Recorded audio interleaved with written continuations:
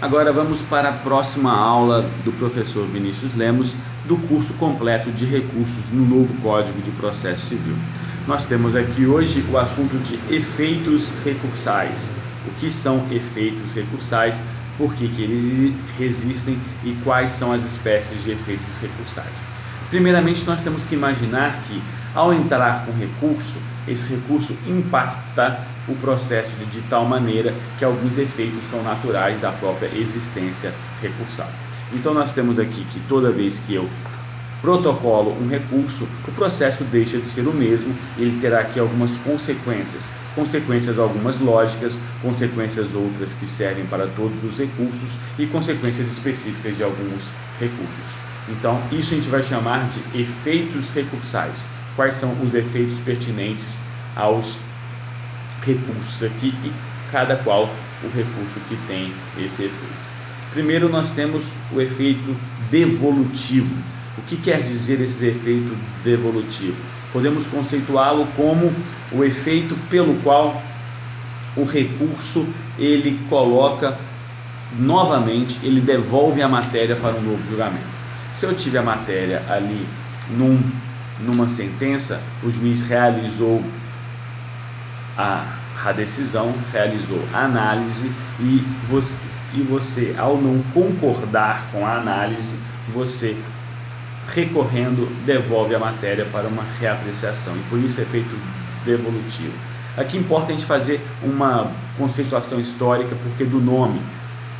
O devolutivo aqui é porque o juízo natural dentro da história, em relação à história romana ou às histórias anteriores, você tinha toda uma visualização de que um poder judiciário também estava no mais alto nobre, no rei ou na autoridade. Ele tinha o poder judiciário e ele era o juiz natural para todas as demandas. Ao receber uma demanda, ele delegava a competência a um juízo menor, que com o recurso devolvia o juízo natural para o rei ou o monarca, o chefe ali. Então, uma vez que ele delegava, depois ele retornava, ele tinha a matéria novamente pelo efeito de devolução. Nós não temos hoje realmente um efeito devolutivo na acepção da palavra. Por quê? Porque o juízo de primeiro grau ele não tem uma jurisdição pleiteada pelo tribunal. Você não entra com um processo no tribunal e ele manda para o juiz de primeiro grau. A própria lei processual já coloca diante da organização que o juiz natural é o juiz de primeiro grau. Então, quando ele remete ao tribunal via recurso, não tem naturalmente um efeito de devolver a matéria, porque o tribunal nunca teve essa matéria. Então, ele não conhece algo que ele já tinha o direito. Ele vai ter aqui a remessa. A gente poderia visualizar que o melhor nome para o efeito seria um efeito de remessa, um efeito de fazer com que esse órgão possa reanalisar, mas ele não tem a devolução. Isso na acepção da palavra, mas na doutrina e no próprio código se usa a palavra devolução. E aí vamos entender que não devolve a jurisdição, mas ele devolve a matéria para um novo julgamento. Quais recursos têm o efeito de reanalisar a decisão, a matéria e tudo mais? Todos os recursos. A gente tem que imaginar que todos os recursos têm ali o condão de propiciar um novo julgamento. É óbvio que você pode falar assim, os embargos de declaração não é bem um novo julgamento. Você visualiza que ele está ali para corrigir, mas mesmo assim ele faz uma reanálise limitada, uma reanálise em relação ao que você pede de omissão, esclarecimento ou ali uma obscuridade, uma visualização de um erro material, mas você tem aqui necessariamente que se faça uma reanálise. Então, esse é o primeiro ponto, o efeito devolutivo. Todos os recursos devolvem a matéria para um novo julgamento. E aí nós temos o efeito translativo. O que é o efeito translativo? Alguns chamam de efeito devolutivo aprofundado, que é, se no efeito devolutivo eu devolvo a matéria, quem que faz a delimitação da matéria que vai para o tribunal? O recorrente. O recorrente que, ao impugnar via recurso uma sentença ou uma decisão, ele escolhe os pontos da sentença e da decisão que ele impugna. Ele não precisa necessariamente impugnar todos os pontos, mas uma vez que ele recorre, o que ele impugnou está ali para uma nova análise. E o que isso tem a ver com o efeito translativo? O que não se impugna, o que não foi suscitado no recurso, pode ser matéria de uma reanálise pelo tribunal? Em regra, não. Se eu tenho aqui dois pedidos e um pedido eu recorri e o outro não, esse outro pedido aqui não é devolvido para o tribunal, só vai se devolver o que eu pedi. Mas se eu coloco uma matéria, esqueço de uma outra matéria, de um fundamento, o tribunal pode falar sobre outros fundamentos, sobre outras matérias? Pode, justamente pelo efeito translativo, que é a possibilidade do tribunal falar sobre as matérias de ordem pública. Não há necessidade de impugnação para que se fale das matérias de ordem pública. Então, mesmo eu não tendo falado, mesmo eu não querendo falar sobre aquela matéria, no efeito translativo, ao recorrer e ter o efeito devolutivo, naturalmente uma consequência é a liberdade que você dá para que o tribunal faça o efeito translativo. E aí o efeito translativo vai ser justamente poder suscitar qualquer matéria de ordem pública. Um exemplo, ninguém falou sobre incompetência absoluta, eu não quero falar sobre incompetência absoluta, recorri, mas o tribunal, verificando a incompetência absoluta, ele tem total possibilidade de julgar pelo efeito translativo. Alguns vão chamar de efeito de profundidade do devolutivo, que é uma consequência do devolutivo. Existe o efeito translativo. Muito se discute para quais recursos eles são possíveis. Os recursos ordinários, que vão até o segundo grau de jurisdição, sempre o tribunal pode falar. Vai ter uma discussão se os tribunais superiores vão ter efeito translativo ou não. É uma discussão pertinente, que a gente entende que não, mas o novo código tentou dirimir isso no artigo 485, parágrafo 3º, onde ele fala ali que os tribunais podem conhecer de ofício.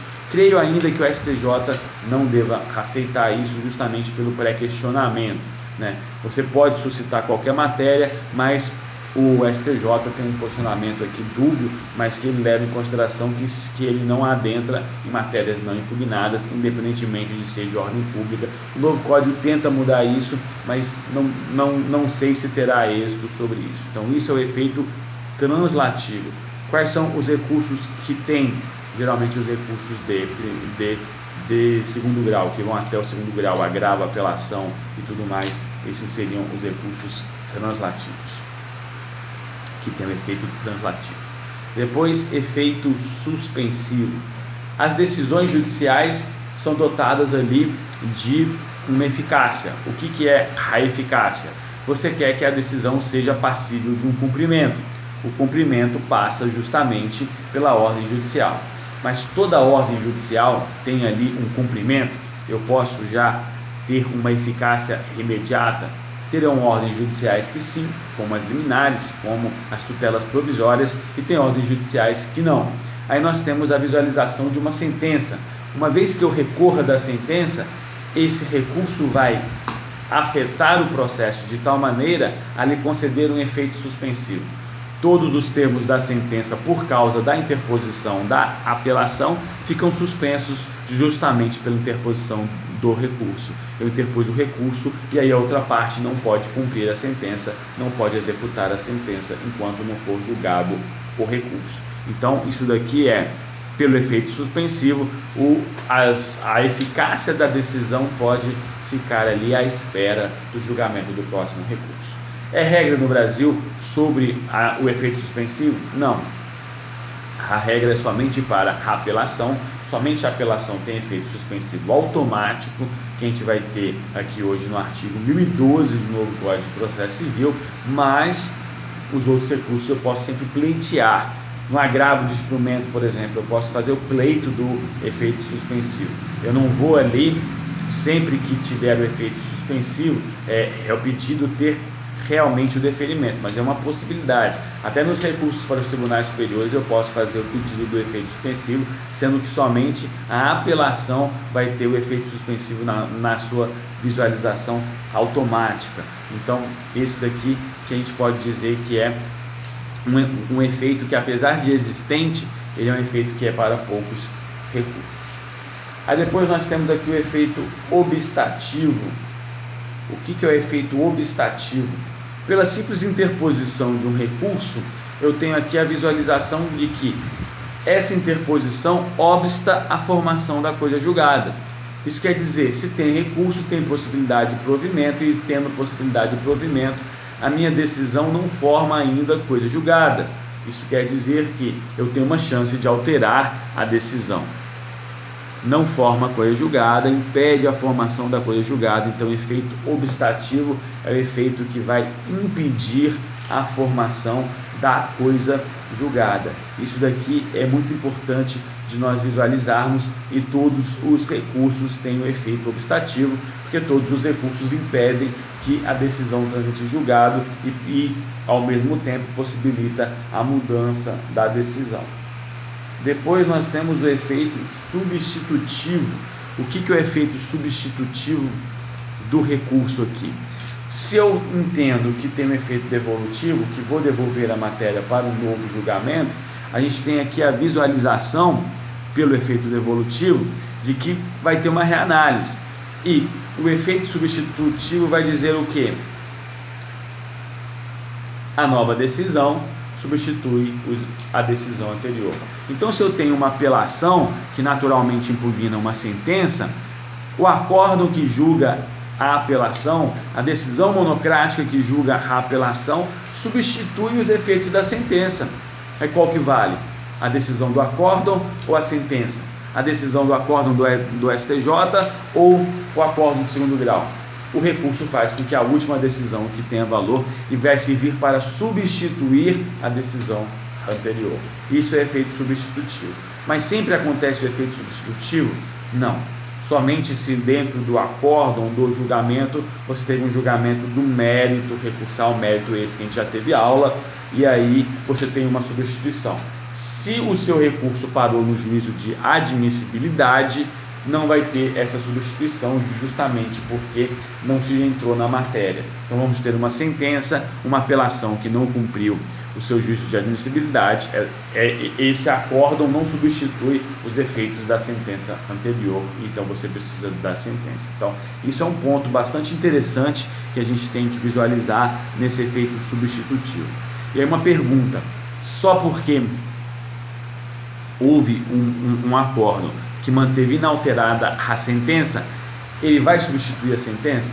Evidentemente, a sentença passa a ser um mero documento de consulta. O que dá ali a eficácia é justamente a decisão do acórdão. Então, isso daqui é efeito substitutivo. Nós temos aqui esse efeito substitutivo.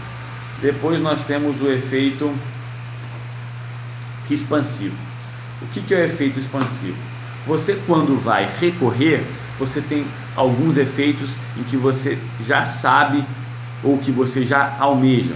Quem recorre quer uma melhoria, quem recorre tem um pedido de provimento, seja pela anulação ou seja pela